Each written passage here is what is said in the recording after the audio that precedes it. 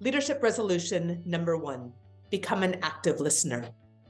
During my research for the Grit Factor, the thing that surprised me the most was the clarity that came out of conversations with every single senior leader I had a chance to interview. Now, during the years of interviews for the Grit Factor, I talked to senior leaders across the services, general officers serving in the Army, the Navy, the Air Force, the Marines, the Coast Guard. And every single one of them mentioned the most strategic leadership skill anybody can develop.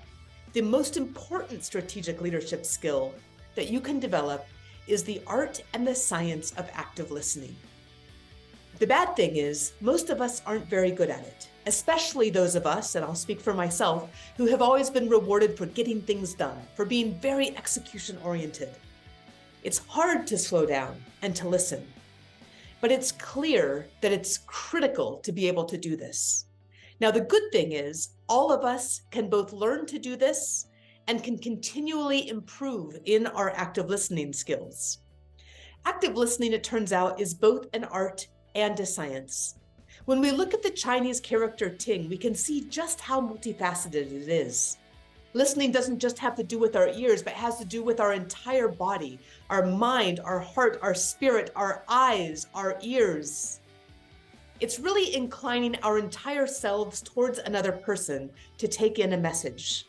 Now, it doesn't stop there, because the studies that have been done on leaders who walk around and talk to their people, meet their people where they are, shows just how incredibly powerful this can be. So what you want to do as a leader, when you want to develop these skills, when you want to build the art and draw on the science of active listening, is to go and meet your people where they are. Ask questions, and then listen. Now here's the key.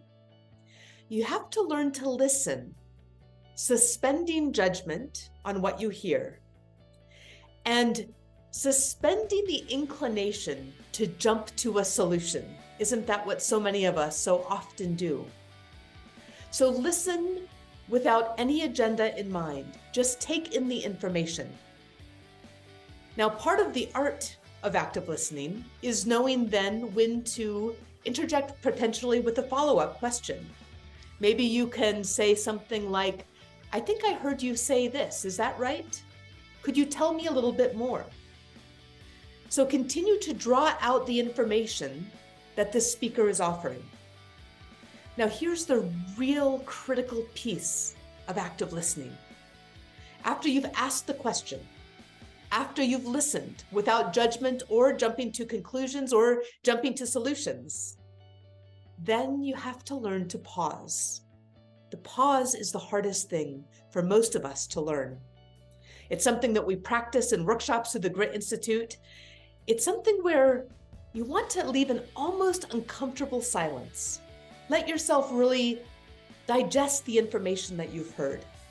And now here's the kicker. The harder the information is that has just been delivered, the longer the pause should be. So if this is something that's really difficult, feedback to hear, really difficult information that perhaps you didn't expect, it's perfectly acceptable to say, I'd like to take some time to think about that. What about if we regroup after work for a cup of coffee? Or what about if we get together for coffee tomorrow morning before our first meeting?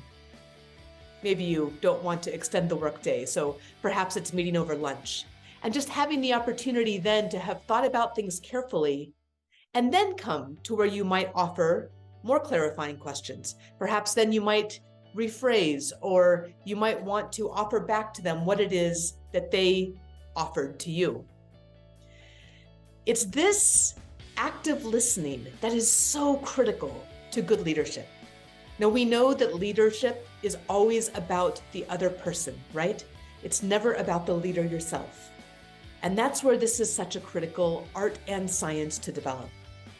Now, we talked about management by walking around just a little bit earlier. There is a flip side to that. The studies that have been done on people who do management by walking around, and I like to call that muddy boots leadership in the military, if they did go to people and ask questions, but did not come back indicating that they had thoughtfully considered what they had heard, then the benefit was not only negated, but there was actually a negative impact on the workplace. So let's sum up. As a manager or as a leader, it's critical to go meet your people where they are, where they're doing their work. When you meet your people where they are, observe and ask questions. Listen without judgment or without jumping to a solution. You may then want to ask a follow-up question, a clarifying question. You may want to say, this is what I think I heard, is that correct?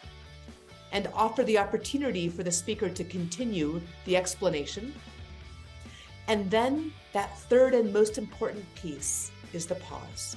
Pause before delivering any kind of a response or any kind, especially of a solution, until you've had adequate time to consider what it is that you've heard. That may require a day or even a weekend of your thoughtful consideration. But it's key that as a leader, once you've done the work to go to your people and to ask those questions, that you do circle back and indicate that you've thoughtfully considered what it is that you've heard. That doesn't mean that you'll take an action that's been requested necessarily, but it does mean that you'll indicate thoughtful and respectful consideration of the information that you've heard. That's it for Leadership Resolution number 1. The art and science of active listening. As you know, there's an entire chapter on this in the Grit Factor, and I'd love to hear in the comments how this works for you.